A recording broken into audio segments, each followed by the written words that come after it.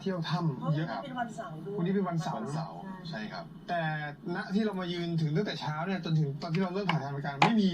มีคนเลย ใช่ครับ ทำไมก็เปิดทางให้เรามาทำภารกิจแบบว่า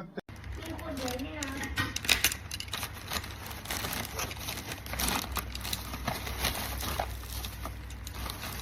ร้านเนี้ยพี่ชอบกิน